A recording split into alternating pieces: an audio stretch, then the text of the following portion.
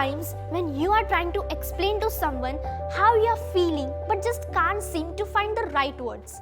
Well, it happens to all of us. If I could say it in words, there would be no reason to paint. This is a quote from famous American realist painter Edward Hopper. What he is saying is that every painting is an expression of what the artist feels or is trying to convey to the people. And this is why they say that a picture, or in this case a painting, is worth 1,000 words. Hello Mind Warriors, this is Mind Wars presents Picture of the Day, जहां हम आपको बताएंगे एक historic photo के पीछे की history, मज़ेदार trivia और ऐसे किस्से जो आपने सुने नहीं होंगे। जैसे जैसे हम आपको इस पजल के पीसेस दिखाते जाएंगे, आपको गेस करना होगा कि ये कौन सा फोटोग्राफ है। So welcome to picture of the day.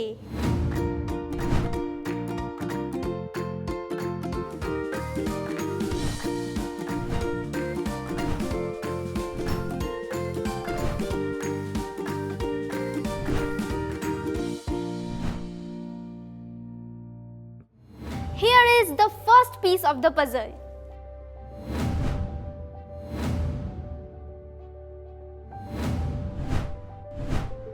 Who is the most famous sportsman of all time? Think of an answer. Now tell me, if you ask 5 of your friends, will you get the same answer? Probably not. अच्छा, दुनिया का सबसे popular film star कौन है? इस पर भी आपको हमेशा अलग-अलग जवाब ही मिलेंगे। But what if you ask someone about the most famous painting in the world? Do you think there will be anyone who won't say Leonardo da Vinci's Mona Lisa? Even people who don't know that it was painted by Da Vinci or have any interest in painting at all will still say Mona Lisa. That is the iconic status enjoyed by this painting that has been around for more than 500 years. लोग उस painting के subject के बारे में research कर चुके हैं, painting style को स्टडी कर चुके हैं, यहाँ तक कि उसे कई बार बर्बाद करने की भी कोशिश कर चुके हैं। What is it about this painting that creates such curiosity, amazement and even hatred? आज हम देखेंगे कि इस मास्टरपीस में दिखने वाली ये लेडी कौन थी, इस पेंटिंग को बनाने में कितना वक्त लगा, कैसे लोगों ने इसे चुराने और डिस्ट्रॉय करने की कोशिश की, और अगर आज इसे बेचा जाए तो इसकी क्या कीमत होगी। Stick around as we answer all those questions and more. Now it's time to reveal the next piece of the puzzle.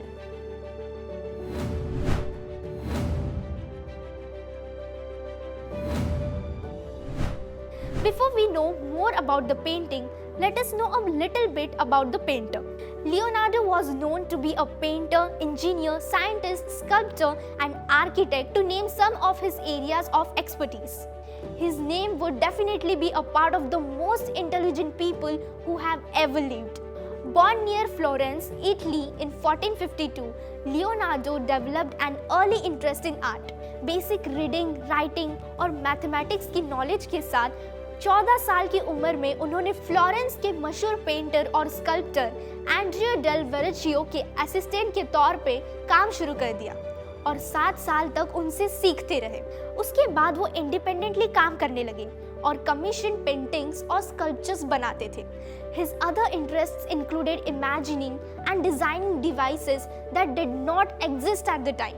For example, उन्होंने बाइसिकल, हेलीकॉप्टर, सबमरीन और मिलिट्री टैंक जैसे कई मशीन्स के वर्केबल डिजाइन्स बनाए थे, जो बहुत साल बाद एक्चुअली इन्वेंट की गई।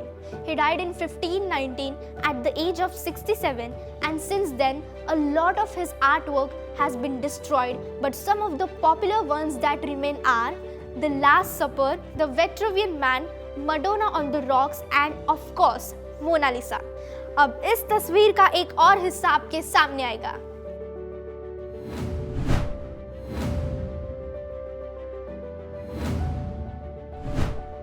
Mona Lisa might be the most popular painting in the world, but not necessarily the greatest. There are other paintings that are mentioned in the same league as the Mona Lisa. देखते हैं वो paintings कौन सी है। सबसे पहले है Leonardo da Vinci की ही बनाई हुई the last supper, which shows Jesus having a meal with his disciples the night before he was to be crucified. वैसे इसका ओरिजिनल इटली की सेंटा मारिया डेल ग्रेजी नाम के एक चर्च में है। Then there is Vincent van Gogh's masterpiece called Starry Night. ये एक एब्स्ट्रैक्ट पेंटिंग है जिसके ब्लू और येलो कलर्स आपका ध्यान खींच लेते हैं। ये पेंटिंग न्यूयॉर्क के म्यूजियम ऑफ मॉडर्न आर्ट में देखी जा सकती है। Another painting that is often compared to the Mona Lisa is called Girl with a Pearl Earring by Johannes Vermeer. Stylistically ये मोनालिसा से काफ़ी अलग है और इस पेंटिंग को पोर्ट्रेट भी नहीं कहा जा सकता क्योंकि ये एक रियल सब्जेक्ट को देखकर नहीं बनाई गई है बल्कि एक काल्पनिक लड़की की पेंटिंग है। Time to reveal another piece of the puzzle and here it is.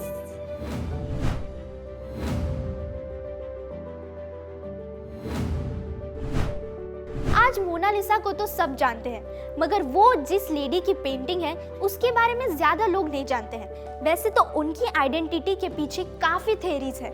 Many people including Sigmund Freud thought that it was a portrait of Leonardo's mother Caterina while others thought that it was Leonardo himself in female form।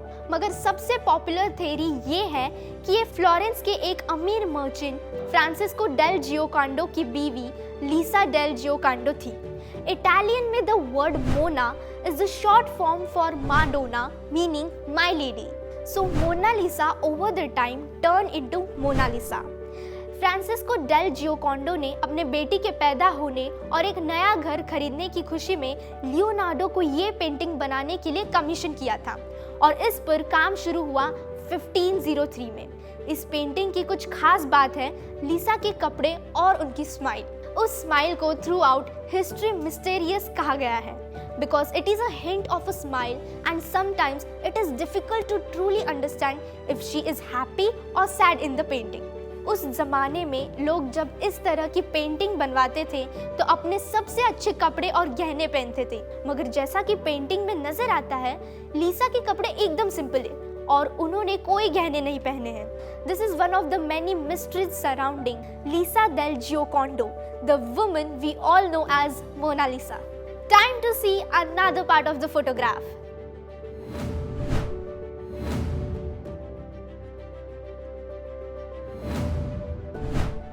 Did you know that after Da Vinci's death, the Mona Lisa passed through the hands of 7 monarchs over the years and in the year 1800 ended up with Napoleon Bonaparte and it stayed in his home till his death and since then it has been in the Louvre museums in Paris. कई लोगों ने इस painting को बर्बाद करने की भी कोशिश की। किसी ने रेजर ब्लेड से काटने की कोशिश की तो किसी ने इस पर रेड पेंट स्प्रे कर दिया और 2022 में एक आदमी ने इस पेंटिंग पर केक फेंक दिया मगर थैंकफुली 1950 से मोनालिसा को एक बुलेट प्रूफ ग्लास के पीछे रखा गया है। Now the question is who owns the Mona Lisa? Well, it is said that the painting belongs to the people as much as it does to the French government and hence it can never be sold or bought. क्या आपने कभी सोचा है कि इस painting की monetary value क्या होगी? अब इतने सारे अटैक्स के बाद इस पेंटिंग को इंश्योर करना जरूरी था। 1962 में जब इसकी वैल्यू को इवैल्यूएट किया गया तो इसकी कीमत थी करीब $100 मिलियन जो आज के हिसाब से $870 मिलियन होगी। Now that is a really very expensive piece of art. चलिए इस तस्वीर का एक और हिस्सा आपको दिखाते हैं।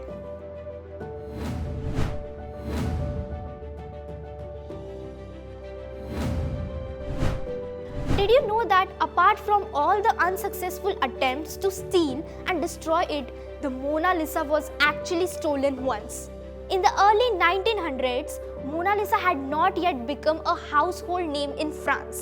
In 1911, one night, the Mona Lisa was stolen and the whole country was shocked. Museum के सारे एम्प्लॉयज को इंटरोगेट किया गया मगर कुछ पता नहीं चला।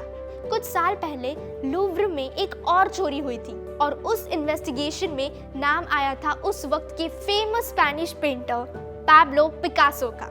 इस बार भी कई लोगों को शक था कि पिकासो इस चोरी के पीछे हो सकता है। पिकासो को इंटरोगेट किया गया मगर फिर कोई इंफॉर्मेशन नहीं मिली। 2 साल तक मोनालिसा की कोई खबर नहीं थी और फ्रांस के लोग मायूस हो गए थे। फिर 2 साल बाद इटली से खबर आई कि कोई मोनालिसा बेचने की कोशिश कर रहा है, जो कि एक इटालियन क्राफ्ट्समैन था जिसने मोनालिसा की ग्लास केसिंग पर काम किया था। लूव्र का एम्प्लॉय होने की वजह से वो आसानी से पेंटिंग को चुरा कर ले गया और 2 साल तक उसने मोनालिसा को अपने घर पे छुपाया रखा। फिर उसने इटली जाकर मोनालिसा बेचने की कोशिश की। उसका सोचना था कि मोनालिसा एक इटालियन पेंटिंग थी और उससे वापस अपने देश लाकर वो एक नेशनल हीरो बन जाएगा। But sadly, he was arrested and put in jail. Once the Mona Lisa returned to the Louvre, its popularity had increased manifold. अब इस तस्वीर का एक और हिस्सा रिवील किया जाएगा।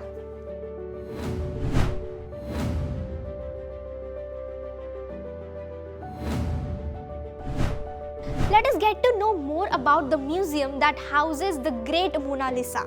1200 ACE के करीब किंग फिलिपी ऑगस्ट ने पेरिस की दीवारों और सीनी रिवर के बीच एक स्क्वायर डिफेंसिव फोर्ट्रेस बनाया था।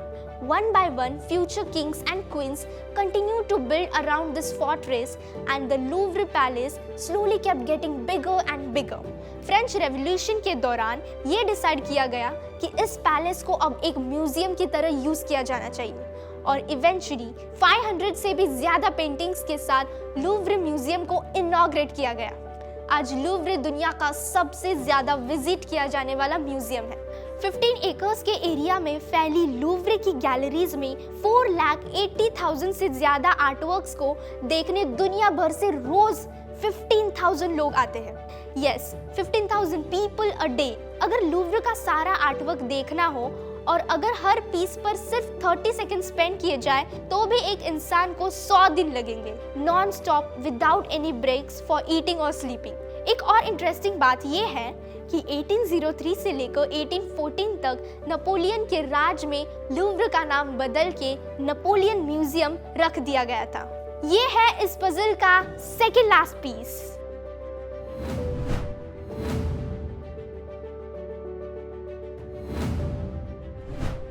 Now let's come back to the Mona Lisa and how Leonardo painted it. उस जमाने में आमतौर पर पेंटिंग्स आउटलाइंस बनाकर शुरू की जाती थी, मगर लियोनार्डो ने स्फूमैटो टेक्निक से इस पेंटिंग को बनाया जहां लाइंस और फीचर्स एक दूसरे के साथ ब्लेंड हो रही थी। If you look at the background of the photo, you will realize that you can see some geographical features, but they are blurred and not very clearly visible. This blurry effect of the background gives depth of the painting, something that you can see in photographs. अगर आप painting की triangular composition को देखें तो लीसा की body से एक triangle बनता है और आपका ध्यान उस ट्रायंगल के टॉप पे यानी कि मोनालिसा की चेहरे की तरफ जाता है। इसके अलावा ना तो बैकग्राउंड में कोई डिस्ट्रैक्शंस है, ना ही कपड़े बहुत कलरफुल और अट्रैक्टिव है। ऐसे में आप ऑटोमेटिकली वहाँ देखते हो जहाँ आर्टिस्ट चाहता है कि आप देखो, और वो है उस चेहरे की तरफ। One of the things that most people never realize about the Mona Lisa is that she has no eyebrows. एक और अमेजिंग बात है लीसा की आंखें। It was said that Lisa's eyes were painted in such a way that wherever you stand, it seems like she is looking at you. It was also given a name and called the Mona Lisa effect. The biggest achievement of the painting is the mystery that it has. Mona Lisa's expression is very mysterious and it is difficult to tell if she is happy or sad or even mischievous. एक painting जो बताना चाहती है वो तो important है ही, मगर जो छुपाना चाहती है वो भी पेंटिंग की अपील को बढ़ाता है। And now for the final piece of the puzzle.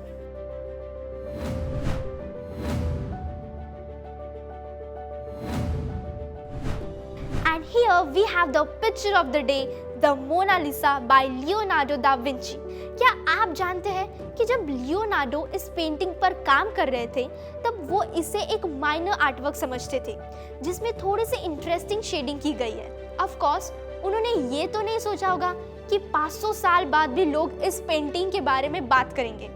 A lot of people feel that the Mona Lisa was not a big deal for a long time until it got stolen in 1911, and that it was people who made it famous with the passage of time. Most people might find it hard to understand why the portrait of a woman who is not particularly good looking and has no eyebrows is considered to be a masterpiece. But then there are experts who can tell you why it is a work of superior craftsmanship. क्या कोई भी artwork इसीलिए popular होता है क्योंकि वो अच्छा है, या फिर वो इसलिए अच्छा होता है क्योंकि वो बहुत पॉपुलर है? But at the end of the day the only thing that should matter is what do you think about it. That's all for the picture of the day. तो माइंड वॉरियर्स, ये था हमारा आज का picture. मजा आया ना? वैसे अगर और मजा चाहिए तो जाइए माइंड वॉर्स ऐप पे और अपने दोस्तों के साथ क्विज खेलिए. हम अगली बार फिर मिलेंगे एक और हिस्टोरिक फोटो के साथ right here on Mind Wars. So देखते रहिए पिक्चर ऑफ द डे.